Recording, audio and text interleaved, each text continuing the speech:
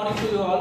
आज हम लोग पढ़ रहे हैं पर्यावरण और हम क्लास 5 से चैप्टर 5 ऐतिहासिक स्मारक। ऐतिहासिक स्मारक को इंग्लिश में बोलते हैं हिस्टोरिकल मॉन्यूमेंट। देखिए ऐतिहासिक का इंग्लिश होता है हिस्टोरिकल, क्या होता है हिस्टोरिकल। स्मारक को बोलते हैं मॉन्यूमेंट।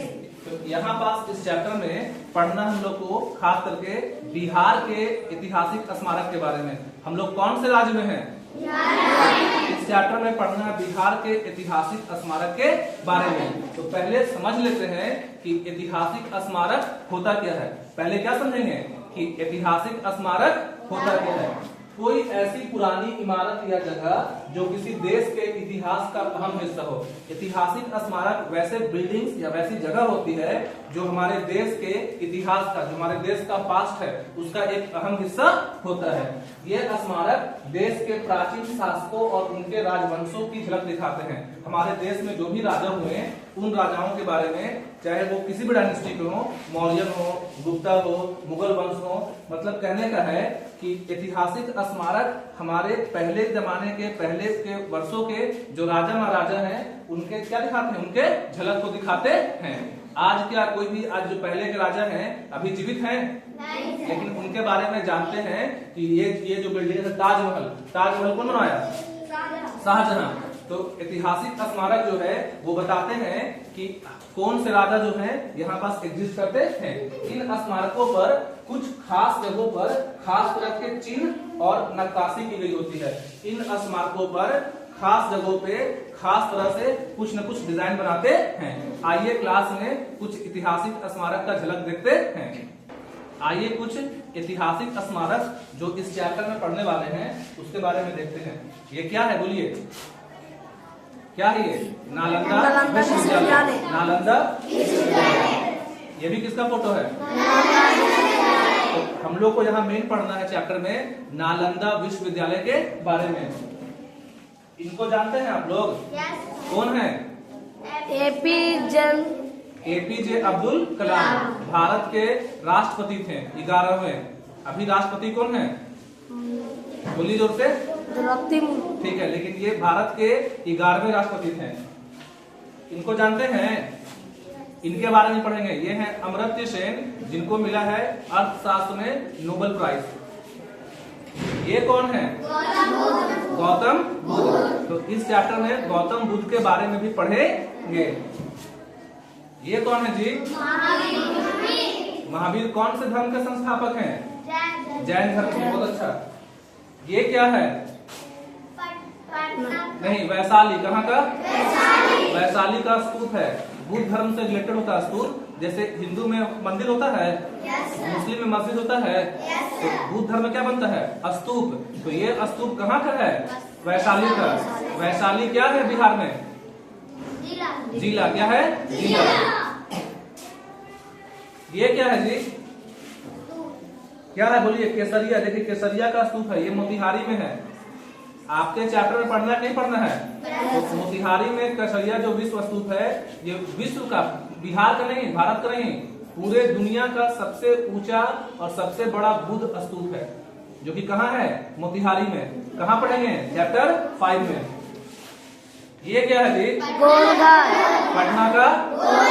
इसके बारे में पढ़ेंगे हम लोग। अच्छा, ये कहाँ का है? कौन जिला का है? देव। कौन जिला में? औरंगाबाद जिला में। देव का क्या है? ये मंदिर, सूर्य मंदिर। जितने भी सूर्य मंदिर होते हैं उनका द्वार होता है पूरब में, लेकिन औरंगाबाद में जो सूर्य मंदिर है उसका दरवाजा कौन साइड है? पश्चिम। किधर है? पश्चिम। और ये क्या है? पावापुरी जल मंदिर। क्या? पावापुरी जल मंदिर। सारे के बारे में लोग कहाँ पढ़ेंगे? चैप्टर में पढ़ेंगे। आप लोग तैयार है पढ़ने के लिए? पढ़िएगा। जाइए आप लोग।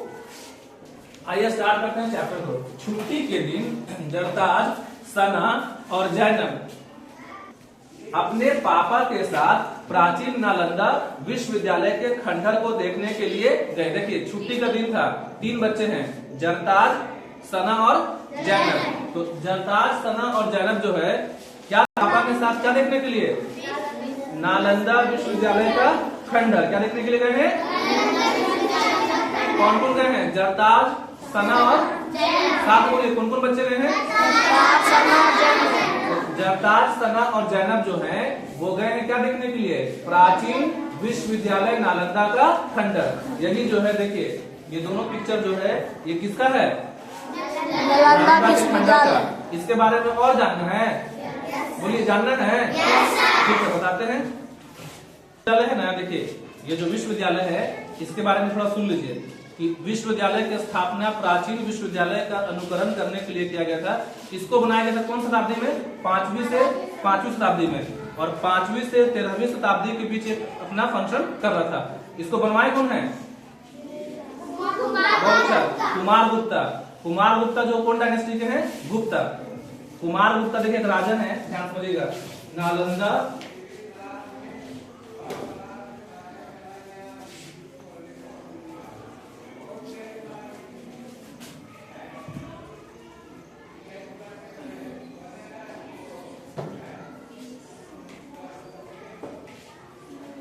देखिए नालंदा जो विश्वविद्यालय है ना इसका स्थापना कौन किया है? बोलिए। कुमार गुप्ता। कुमार गुप्ता किए हैं। और कब हुआ ये? तो 5वीं शताब्दी में। 5वीं शताब्दी में। आगे और बताएंगे। सना ने शिक्षक से पूछकर निम्न बातों को अपनी डायरी में नोट किया। हम लोग जिसे नालंदा खंडर करते हैं वास्तव में यह प्राचीन काल में एक विश्वविद्यालय था। देखिए आज जो है फिर से दोबारा स्टार्ट हो गया, बताएंगे। तो नालंदा जो है बीच में क्या बन गया एकदम? खंडर। कोई उसका देख रेख नहीं किया, देख रेख नहीं करने के चलते नालंदा क्या बन गया था? एकदम खंडर। लेकिन शुरुआत में यहाँ पास देश विदेश से पढ़ने के लिए लोग आते थे। तो नालंदा विश्वविद्यालय का स्थापना कौन किया है? कुमार गुप्ता। उनके नाम में गुप्ता क्यों है? क्योंकि ये गुप्त वंश के थे। कौन वंश के थे? गुप्त वंश। गुप्त वंश एक डायनेस्टी है जो यहाँ पे रूल करती थी। नालंदा विश्वविद्यालय संसार का प्रथम आवासीय विश्वविद्यालय था। देखिए आवासीय का मतलब होता है जहाँ पे हॉस्टल फैसिलिटी हो। अभी छुट्टी होगा दोपहर में 3:30 के आसपास छुट्टी होगा, तो छुट्टी के बाद आप लोग कहाँ जाइएगा? कहाँ जाइएगा? लेकिन वैसा स्कूल जहाँ पास छुट्टी के बाद बच्चे घर पे नहीं जाते हैं, मतलब बच्चे वहीं रहते हैं, वहीं पढ़ते हैं, वहीं खेलते हैं, उसको बोलते हैं हम लोग हॉस्टल। क्या बोलते हैं? हॉस्टल। तो नालंदा जो है संसार का मतलब पूरे दुनिया का प्रथम मतलब पहला आवासीय विश्वविद्यालय। आवासीय का मतलब हो गया कि बच्चे वहीं पर रह के पढ़ाई करते और एक बार जब पढ़ाई कंप्लीट कर लेंगे उसके बाद अपने घर को लौटते। तो संसार का प्रथम आवासीय विश्वविद्यालय कौन है? नालंदा। गुप्त सम्राट कुमार गुप्त के संरक्षण में इसकी स्थापना 5वीं शताब्दी में हुई थी। तो एक गुप्त राजा हुए, गुप्त वंश के थे, जिनका नाम था कुमार गुप्ता। क्या नाम था? तो वही जो है 5वीं शताब्दी में साफ लिखा है कि 5वीं शताब्दी में नालंदा विश्वविद्यालय का स्थापना किए थे। और नालंदा जो विश्वविद्यालय है वो बिहार में नालंदा जिले में, बिहार राज्य हो गया, और बिहार राज्य में 38 जिला है ना, तो एक जिला का नाम है नालंदा। क्या नाम है? बिहार में जैसे औरंगाबाद जिला है, गया जिला है, वैशाली जिला है, मुजफ्फरपुर जिला है, वैसे ही एक जिला कौन है? नालंदा। नाम ही है नालंदा विश्वविद्यालय। तो नालंदा विश्वविद्यालय औरंगाबाद में रहेगा, तो नाम ही नालंदा विश्वविद्यालय। तो कौन जिला में है? और नालंदा जिले के राजगीर में। नालंदा जिले में कहाँ पास है? राजगीर में स्थित एक सार्वजनिक केंद्रीय संघ विश्वविद्यालय है। अच्छा दोबारा से इसको स्टार्ट कर दिया गया है 2014 में। 2014 में कितना में बोलिए? 2014 में फिर से इसको क्या किया गया है? स्टार्ट किया गया है। इसको स्टार्ट करने में भूमिका है डॉक्टर APJ अब्दुल कलाम का, अमर्त्य सेन का, जो हम लोग आगे पढ़ेंगे। फिलहाल पढ़ते हैं जिनके बारे में कि इसका स्थापना किया कौन है? कुमार गुप्ता। तो कुमार गुप्ता जो है एक राजा थे। क्या थे? राजा। 415 से लेके 455 सी तक। सी मतलब ईसा पूर्व सेंचुरी। ठीक है। तो कुमार गुप्ता जो है एक राजा है। इनके फादर का नाम था, कुमार गुप्ता के फादर का नाम था चंद्रगुप्त II और माँ का नाम था ध्रुवा देवी। आपको सब बात को नोट करना। कुमार गुप्ता जो है क्या है? राजा। ठीक है। तो इनके फादर कौन है? कुमार गुप्ता के फादर कौन है? बोलिए। तो चंद्रगुप्त II कौन है? देखिए चंद्रगुप्त II ये फादर हो गए। और कुमार गुप्ता की माँ कौन है? तो माँ का नाम है ध्रुवा देवी, क्वीन। माँ इनकी माँ रानी थी ध्रुवा देवी। ध्रुवा देवी। आया बात समझ में? देखिए सारा चीज लेके चलना है।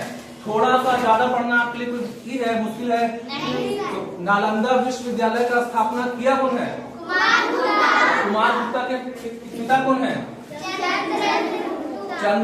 चंद्रगुप्त। इनकी माँ का नाम क्या है? ध्रुवा देवी। कोई दिक्कत?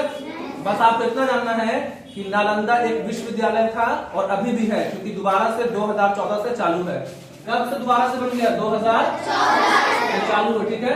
तो इस विश्वविद्यालय का स्थापना किया कौन था? तो गुप्त वंश के, गुप्ता डायनेस्टी के राजा कुमार गुप्ता। तो कुमार गुप्ता जो है इनके बेटे थे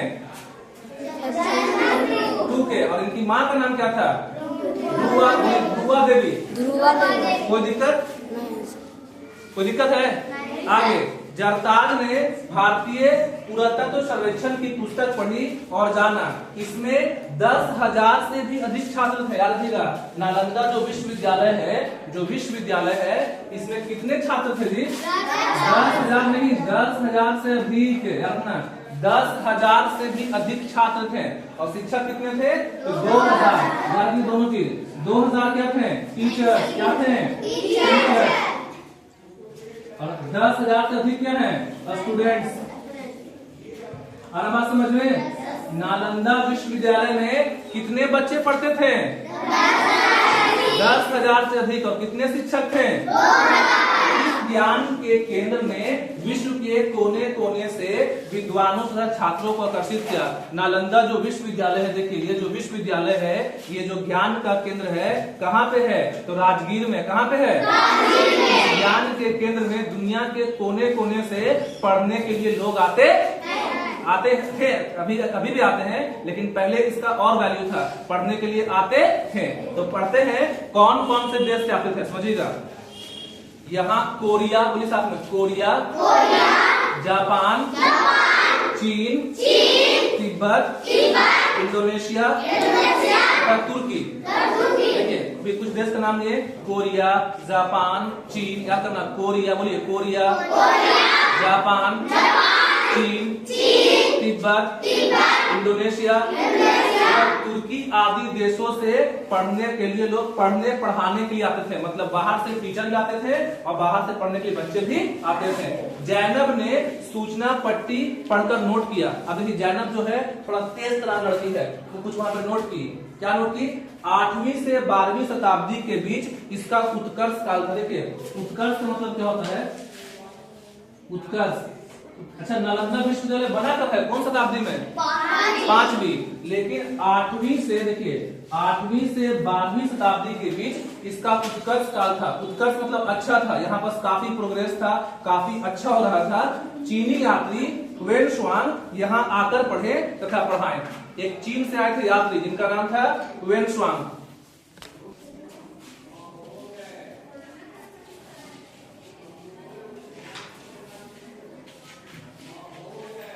देखिए एक चीनी यात्री है जिनका नाम क्या है?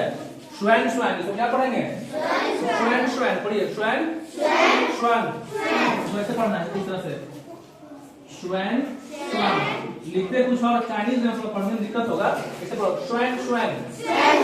तो लिखा ना इसमें किताब में कि चीनी यात्री शुआन शुआन यहाँ आकर पढ़े तथा पढ़ाए।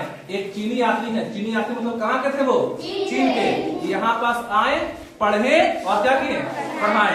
क्या नाम होता है? शुआन शुआन। क्या पढ़ेंगे? 12वीं शताब्दी के अंत तक इस विश्व प्रसिद्ध ज्ञान केंद्र का अंत हो गया। देखिए क्या बोल रहा है?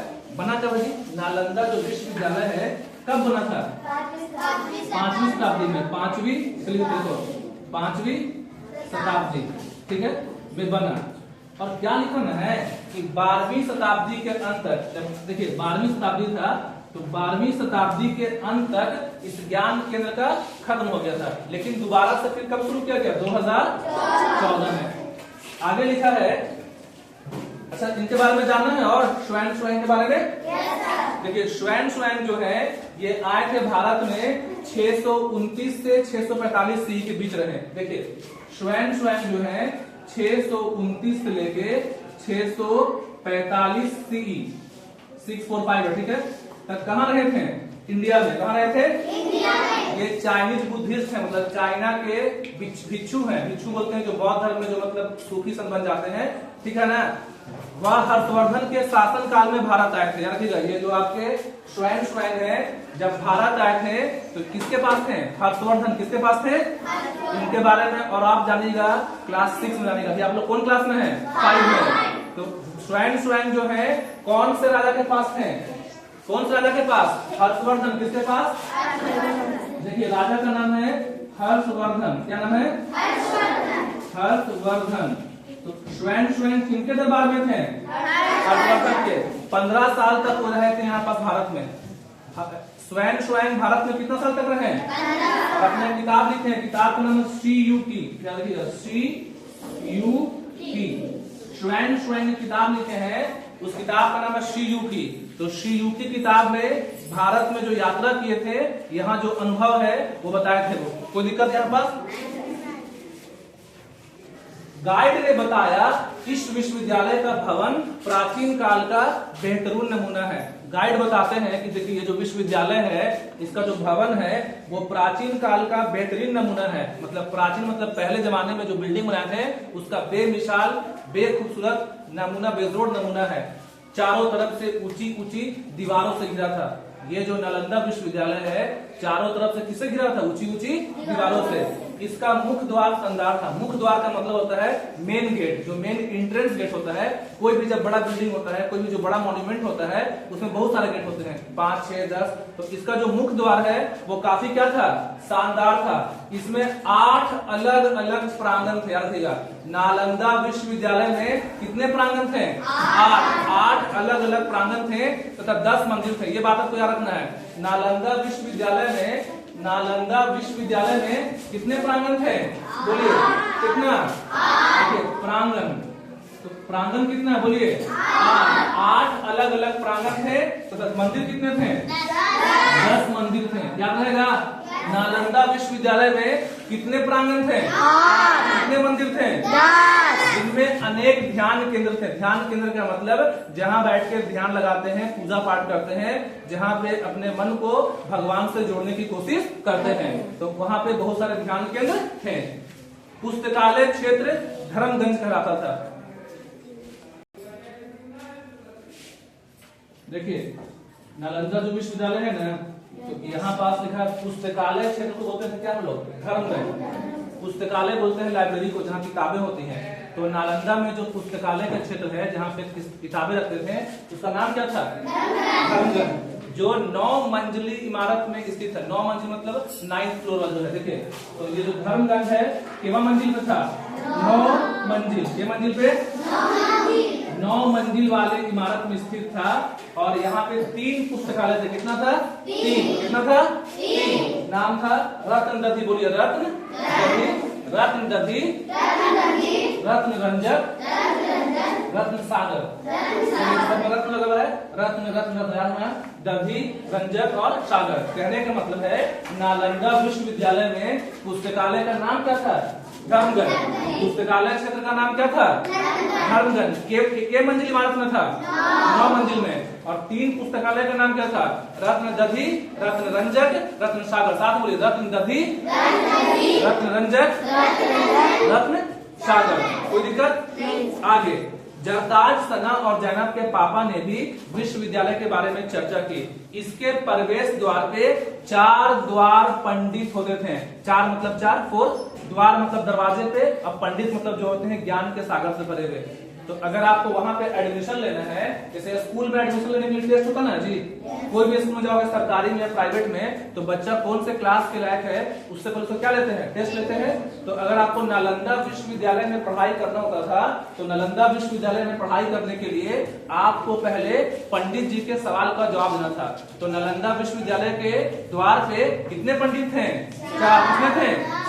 जो प्रवेश परीक्षा लेकर, मतलब आपका एंट्रेंस टेस्ट लेकर कि आप वहां पढ़ने के लायक है कि नहीं, अगर आप उनके द्वारा पूछे गए सवालों का जवाब देंगे तब आपको एडमिशन मिलता था। हम लोगों को कितने पंडित थे? 4। हम लोगों को खुश होना चाहिए कि इस विश्वविद्यालय के नए सिरे से पुनर्जीवित करने का प्रयास हो रहा है। देखिए आगे जो बोले थे कि हम लोग को खुश होना चाहिए कि जो नालंदा विश्वविद्यालय खंडहर बन गया था, इसको फिर से अच्छा करने की कोशिश की जा रही है। कौन किया? Doctor APJ Abdul Kalam. यह कार्य पूर्व राष्ट्रपति डॉक्टर एपीजे अब्दुल कलाम के मार्गदर्शन से आरंभ हुआ। देखिए ये कौन है बोलिए तो? Doctor APJ Abdul Kalam. कौन है ये? भारत के राष्ट्रपति, भारत के केवल राष्ट्रपति हैं। देखिए इनका पूरा नाम है अबुल पाकिर जैनुलब्दीन अब्दुल कलाम। जो इनको बोलते हैं कि इनका नाम याद रखिएगा कि इनको बोलते हैं भारत में मिसाइल मैन। क्या बोलते हैं? एक और नाम है जनता के राष्ट्रपति। कभी क्वेश्चन आएगा आपसे लाइफ में कभी आता है, किनको बोलते हैं जनता के राष्ट्रपति? किनको बोलेंगे? एपीजे अब्दुल कलाम को। मिसाइल मैन किनको बोलते हैं? ये भारत के 11वें राष्ट्रपति हैं। कितने हैं? 2002 में बने थे और 2007 में हटे थे। 25 जुलाई क्या रखिएगा? 25 जुलाई 2022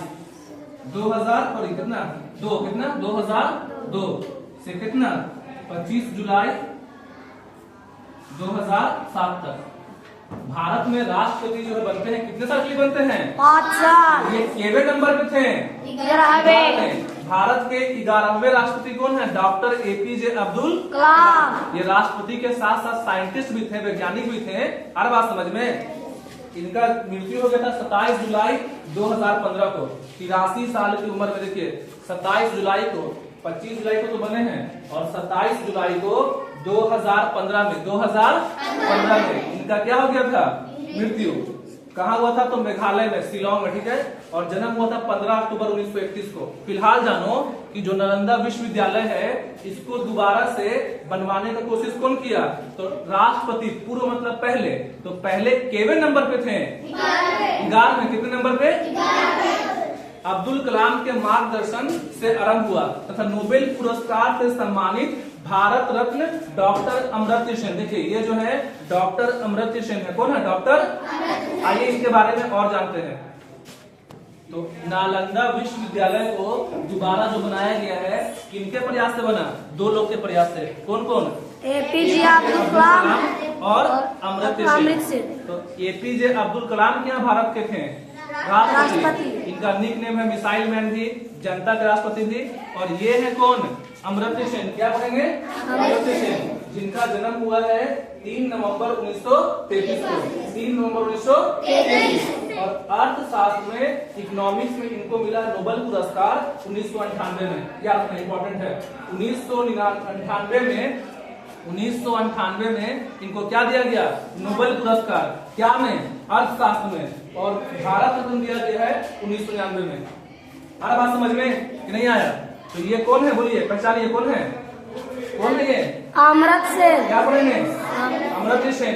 इनको क्या मिला है? नोबेल पुरस्कार। क्या में? अर्थशास्त्र में। और क्या मिला? भारत रत्न। यही जो 2 लोग हैं, एपीजे अब्दुल कलाम और अमर्त्य सेन, इन्हीं दोनों लोगों के प्रयास से दोबारा से क्या बना? नालंदा विश्वविद्यालय। एवं अन्य विशेषज्ञों की देखरेख में चल रहा है। प्राचीन विश्वविद्यालय की पूर्ण स्थापना हम भारतवासियों के लिए गौरव की बात है। दोबारा से जो नालंदा विश्वविद्यालय बना है, वहाँ पढ़ाई चालू है। दोबारा कब बना था? कौन साल में? 2014। दोबारा बना है। तो ये हम लोग के लिए गौरव की बात है। मतलब हम भारतीयों के लिए, हम बिहारियों के लिए, क्योंकि नालंदा कहाँ? बिहार में है। बिहार में कौन जिला में है? नालंदा में। और कौन सी जगह पे? राजगीर। राजगीर। बहुत अच्छा। तो ये हम लोग का हो गया वीडियो का पार्ट 1। यहाँ पे हम लोग का वीडियो क्या हो गया है? पार्ट 1। पार्ट 2 में पढ़ेंगे बिहार के स्मारक।